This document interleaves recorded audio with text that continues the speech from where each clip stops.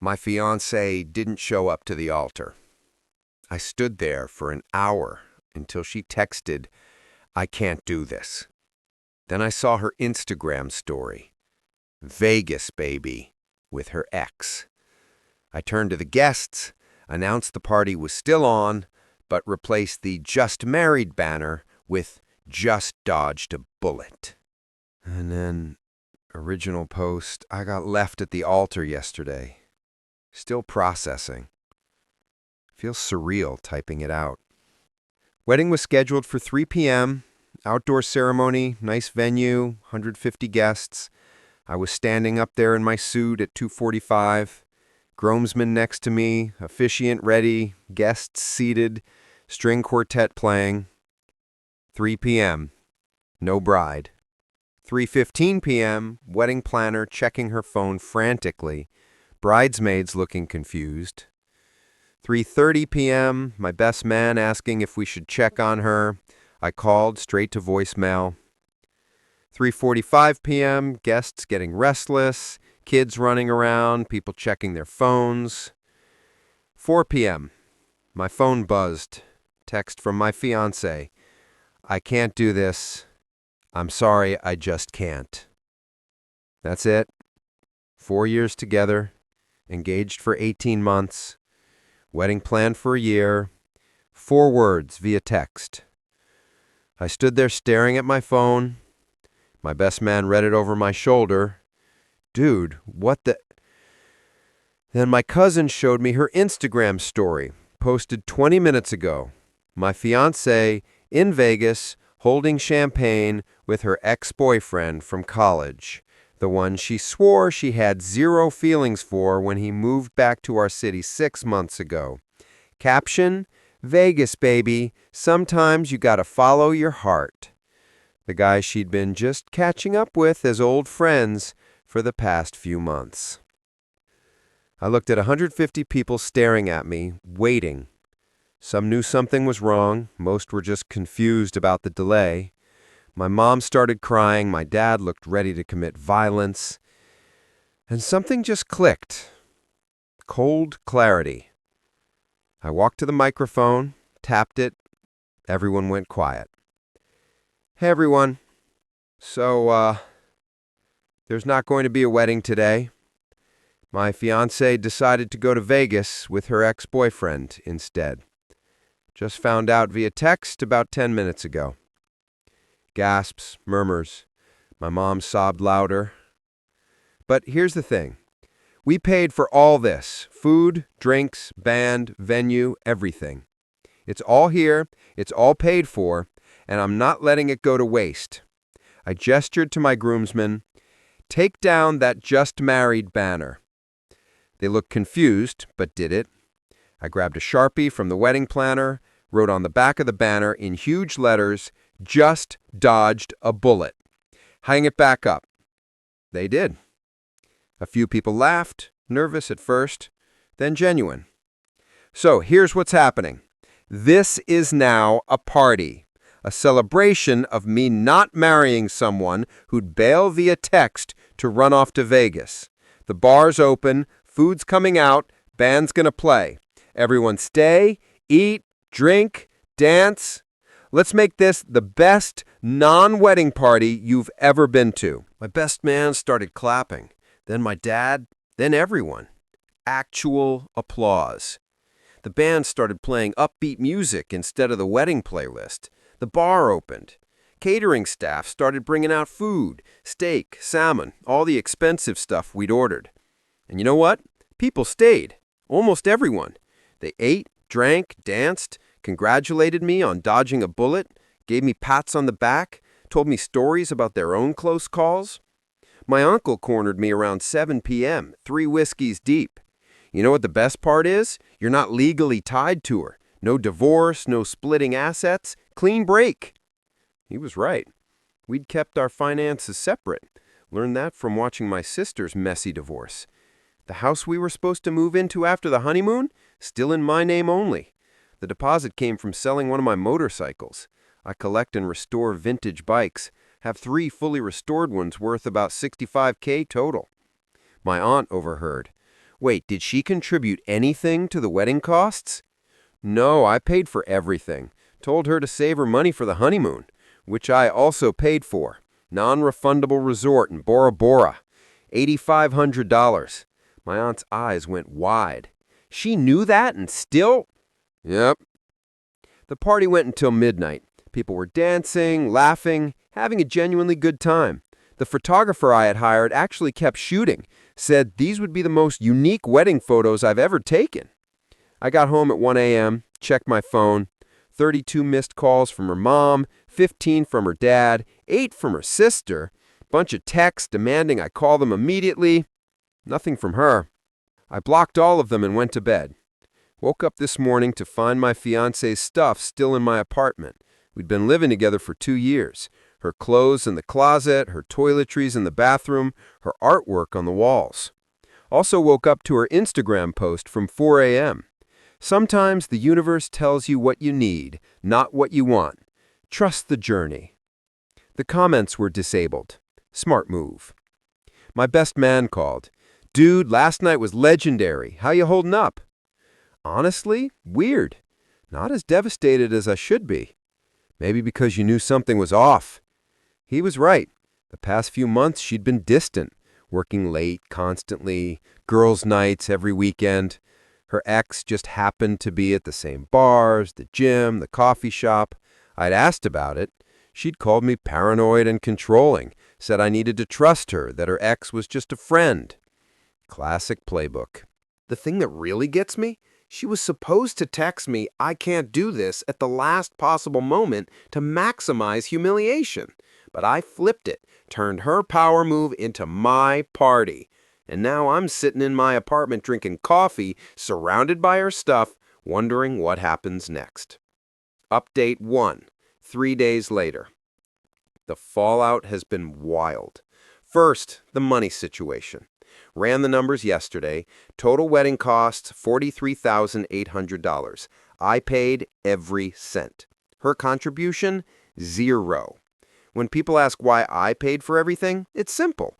I make good money as an electrical engineer, and she's a freelance graphic designer who makes maybe $35K a year. I offered to pay, told her to save her money. Generous? Sure. Stupid? Apparently. Second, her stuff. She's been radio silent since the Vegas post, until yesterday afternoon when her sister showed up at my apartment. We're here for her things. We? Her sister had brought 2 friends I didn't recognize. No moving truck, just her sedan. Everything's still here. She can come get it herself. She's too upset to face you right now. She was upset enough to text me, "I can't do this while I'm standing at an altar." She can come get her own stuff. You're being petty. I'm being reasonable. She wants her belongings. She can arrange a time to pick them up like an adult.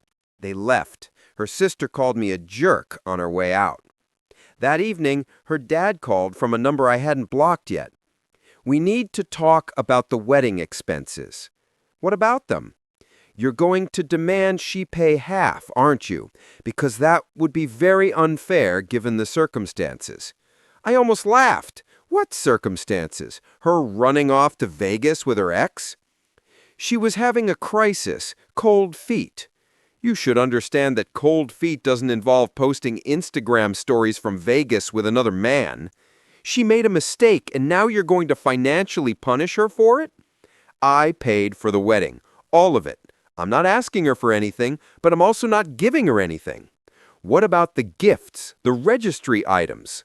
Oh, the registry. We'd register to 3 stores, high-end stuff, kitchen equipment, furniture, electronics. People have been generous. The gifts were for both of us, for our marriage. There's no marriage. I'll be returning everything and giving people their money back. You can't do that. Those are gifts for a wedding that didn't happen. It's the right thing to do. She deserves half of gifts given for a marriage she bailed on. Nah, he hung up on me. Here's where it gets interesting. My ex-fiancée's family started calling my family. Her mom called my mom crying about how I was keeping her daughter's belongings hostage and refusing to split the wedding gifts. My mom, Your daughter left my son at the altar to run away with her ex-boyfriend. She's lucky he's not suing her for the wedding costs. Apparently that shut down that conversation real quick. But the real issue, the motorcycles. I mentioned I collect vintage bikes, 3 fully restored ones. 1972 Honda CB750, 22K value. 1985 Yamaha RZ 500, 28K value. 1969 Triumph Bonneville, 15K value. All purchased and restored by me before I even met my ex-fiancée. She never cared about them. Called them garage clutter once.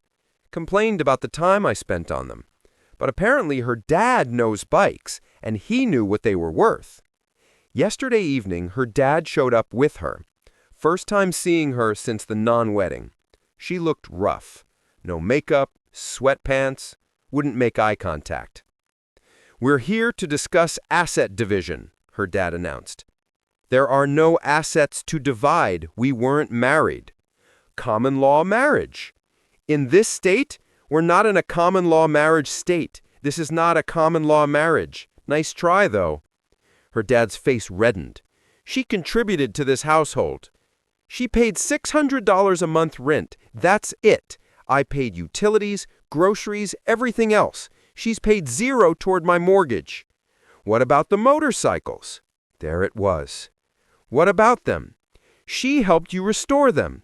I actually laughed. She's never touched a wrench in her life, never helped with any restoration work, barely knew what they were. My ex-fiancée finally spoke, quiet, shaky voice. I gave you emotional support while you worked on them. Emotional support doesn't entitle you to ownership. They're mine, purchased before we met, restored by me, titled in my name. Her dad tried another angle. She gave up career opportunities to support your lifestyle. What career opportunities? She's freelance, works from home. Her income hasn't changed since we met. She deserves something for her pain and suffering. She caused her own pain and suffering when she ditched our wedding for her ex-boyfriend. My ex started crying. Her dad put his arm around her. You're being cruel, he said. I'm being factual. There's no legal claim here. We weren't married. We don't have common law marriage. She has no ownership stake in my property, my vehicles, or anything else. She can get her belongings and leave. We'll sue for financial compensation. For what? Go ahead and waste your money on a lawyer who will tell you the same thing I just did. They left. Her dad helped her pack some clothes and toiletries. Took about 40 minutes. She cried the whole time, kept looking at me like I was supposed to comfort her. I sat on the couch reading. When they finished, her dad had one more thing to say. You know what? You two deserved each other. You're both cold and calculating. Difference is, I was cold and calculating after she abandoned me at our wedding. She was cold and calculating while planning to do it. They left. She's got most of her clothes now, but plenty of stuff remains. Her books, her artwork, kitchen items, some random furniture pieces. I've given her until the end of the month. After that, it's going on the curb. The best part? Found out from my best man, who talked to her sister's boyfriend, that the Vegas trip was a disaster. Her ex was apparently already seeing someone else. The Vegas thing was just a fling. He made that clear after 2 days, so she burned down her life for a guy who didn't even want her long term. Can't make this stuff up. Update 2. 2 weeks later. Things escalated. Of course they did. My ex-fiancée moved back in with her parents. Apparently, the independent adult life she was so excited about wasn't as fun when she couldn't afford rent without my subsidizing. Her family has been relentless. Remember how I said I'd return the wedding gifts? I did. Every single one. Took me 3 days, but I contacted every guest who gave us something, explained the situation, and either returned items or refunded money. Most people were incredibly understanding. Some even told me to keep the gifts. I refused. But her family found out and lost their minds. Her mom called me screaming about how I embarrassed them by telling everyone what happened. What was I supposed to do? Keep the gifts under false pretenses? You could have said the wedding was postponed. It wasn't postponed. It was canceled by your daughter who ran off to Vegas. You're ruining her reputation. She ruined her own reputation when she posted it on Instagram. Turns out her ex had already gone back to his actual girlfriend. The Vegas thing was exactly what it looked like, a last-minute fling. My ex apparently thought he'd leave his girlfriend for her. He didn't. Now she's back at her parents' house, unemployed. She dropped most of her freelance clients in the weeks before the wedding, single, and dealing with everyone knowing she left a guy at the altar for someone who didn't even want her. This is where it gets wild. Last week, I came home from work to find my garage door slightly open. The lock looked tampered with. Heart pounding, I rushed in. All 3 motorcycles were still there. Nothing missing, but they had been moved. Someone had definitely been in there. I checked my security camera footage. Her dad and her brother, who I didn't even know was in town, had picked the lock and spent an hour in my garage photographing the motorcycles, taking pictures of serial numbers, condition, modifications, everything. I called the cops, filed a report for breaking and entering. They went to her parents' house that night. Her dad claimed he had every right to inspect marital property his daughter was entitled to. The cops explained that, 1, we weren't married, 2, the motorcycles weren't marital property, 3, he'd committed breaking and entering, 4, I could press charges. I asked what happens if I do press charges. He'd be arrested, likely charged with a misdemeanor, face fines, or possible jail time, depending on the DA. Her dad's face went white. I looked at him. Here's what's going to happen. You're going to leave me alone. You're going to tell your daughter to get her remaining stuff by this weekend or it goes to donation. You're never coming near my property again, and if you do, I'm pressing charges immediately. Understand? He nodded, looking like he wanted to argue, but knowing he had 0 legal ground. The cops left. Haven't heard from him since, but I upgraded my security. Better locks, more cameras, motion sensors. Not taking chances. My ex's lawyer sent me a letter. Yes, she actually hired a lawyer. The letter demanded 1, $21,900, half of the wedding costs, 2, $4,250, half of the honeymoon cost. They miscalculated, it was $8,500. 3, $8,000 compensation for emotional distress.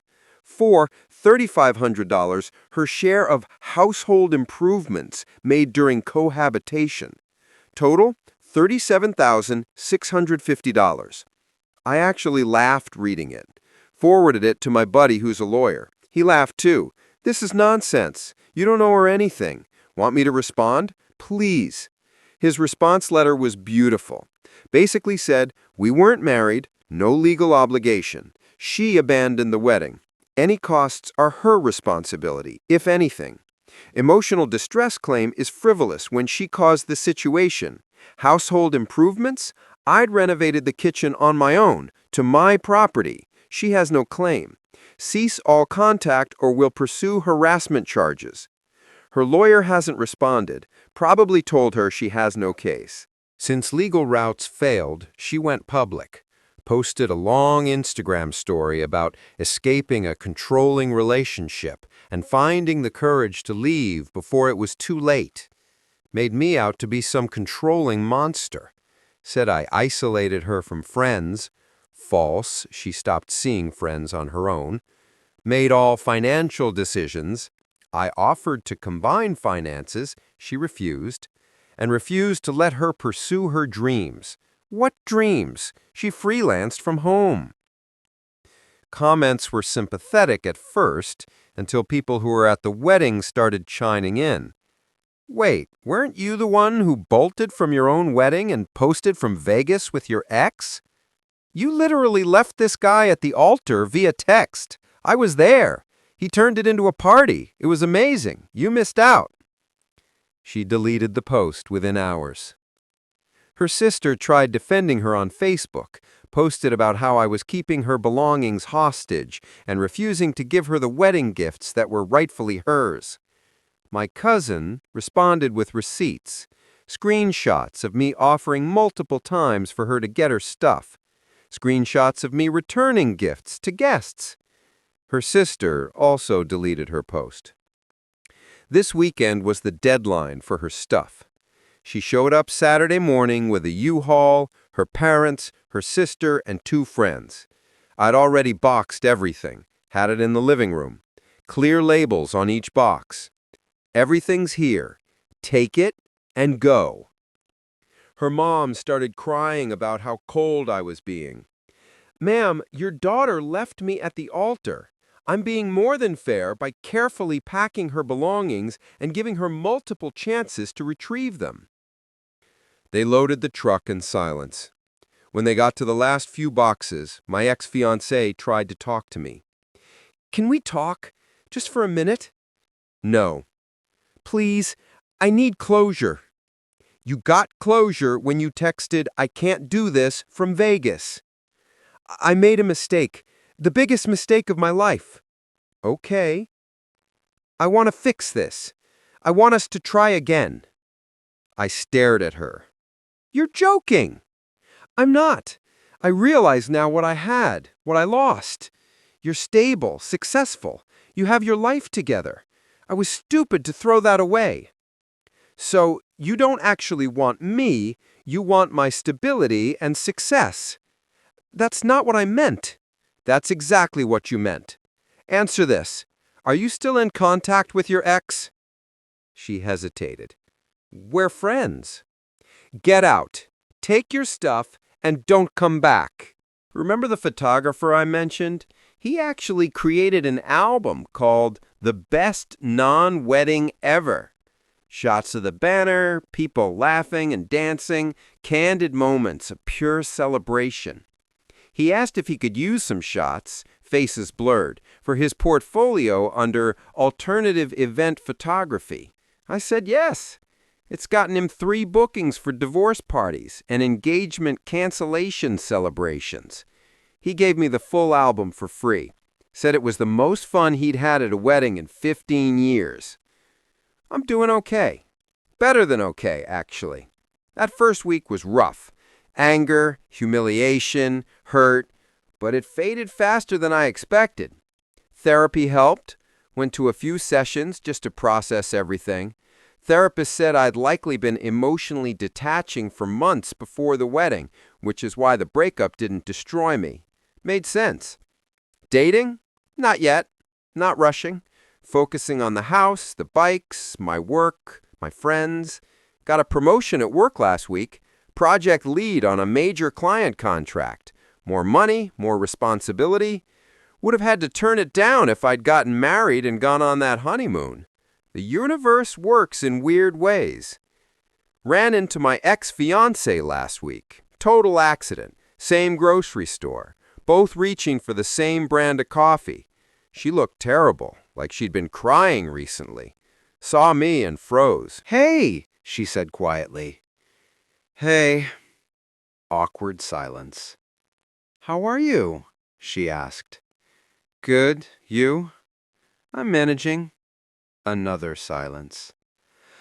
"Look, I just want to say, don't. Whatever you're about to say, don't. I need you to know I'm sorry. Really, truly sorry. I was selfish and stupid, and I hurt you, and I've been paying for it every day since."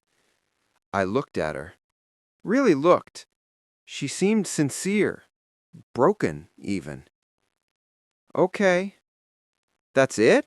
Just okay?" "What do you want me to say?" "You're sorry. I hear you. That doesn't change anything." "Can we at least be friends, eventually?" "No." "Why not?" "Because you didn't just break up with me. You humiliated me in the most public way possible. You left me standing at an altar in front of everyone I care about. You ran off with your ex and posted it on social media. Then you and your family spent weeks trying to extort money from me and claim ownership of my property." Her dad tried to intervene. "She's trying to apologize. She's trying to come back to a comfortable situation because the guy she left me for didn't want her. That's not an apology, that's opportunism." They finished loading and left. Haven't heard from them since. Final update, 1 month later. It's been a month since the non-wedding. Time for closure on this whole mess. Her lawyer sent one more letter, much more conciliatory this time. Acknowledged she has no legal claim to anything, but asked if I'd consider in good faith giving her $5,000 to help her get back on her feet. My lawyer's response? No. That was it. Just no. Haven't heard anything since. The legal harassment is over. Best part of this whole thing? I sold one of the bikes, the 1985 Yamaha RZ500, got $31,000 for it, $3,000 more than its appraised value. Buyer was a collector who'd been looking for one in that condition for years. Used $8,500 to rebook the Bora Bora honeymoon for myself and my best man. We leave in 2 weeks. Used another $10,000 as down payment on a better house, smaller than the one we were planning to move into, but all mine, no memories attached. Put the rest in savings. Still have the 1972 Honda and 1969 Triumph, working on restoring a 1973 Kawasaki Z1 I picked up cheap. Therapeutic, honestly. Engine work, rewiring, paint, keeps my hands busy and my mind focused. Through the grapevine, her sister's boyfriend still talks to my best man. Here's where she ended up. Living with parents, lost most of her freelance clients, working retail part-time at a mall. Her ex blocked her on everything after his girlfriend found out about Vegas. Still telling people she escaped a controlling relationship, but fewer people believe her. Apparently asked her parents for money to hire a better lawyer. They refused.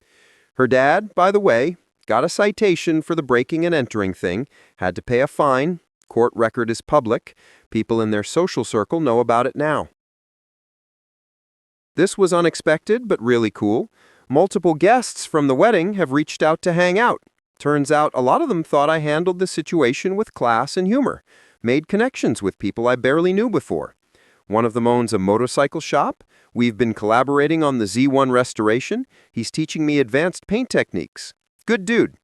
Another couple invited me to their actual wedding next month. Said they want the guy who knows how to throw a party under pressure there. Her eyes filled with tears. I know, I messed up everything. Yeah, you did. And I've moved on. You should too. I took my coffee and left. She didn't follow. Felt nothing. No anger, no sadness, no lingering feelings, just nothing. And that's how I knew I was actually okay. Lessons learned. If I've learned anything from this disaster, 1, trust your gut. I knew something was off for months. Should have addressed it sooner. 2, keep finances separate until marriage. Saved me so much hassle. 3, document everything. Receipts, titles, property records. Saved my ass legally. 4, you can't control how people treat you, but you can control how you respond. Turning that wedding into a party was the best decision I made. 5, real love doesn't abandon you at the altar via text. Real love shows up. My ex-fiancée texted me yesterday from a new number. I still love you. I'll always love you. I hope someday you can forgive me. I blocked it without responding. Because here's the thing. Maybe she does love me in her own broken way. Maybe she genuinely regrets what she did. Maybe she's learned and grown from this experience. But none of that is my problem anymore. I've got a house to move into, motorcycles to restore, a vacation to take with my best man, a promotion to celebrate, a life to live that doesn't include someone who'd throw it all away on a whim. She made her choice when she chose Vegas over our wedding. I made mine when I chose the party over devastation. And I'm pretty happy with how it turned out. The Bora Bora trip is in 2 weeks. My best man and I are going to drink expensive cocktails, snorkel, and laugh about that time I turned a wedding disaster into a legendary party. Life's good. Moving forward. No regrets. Well, one regret. Should have sold all 3 motorcycles and gone to Bora Bora for a month. Just kidding. I'm keeping the Honda. That bike is perfect.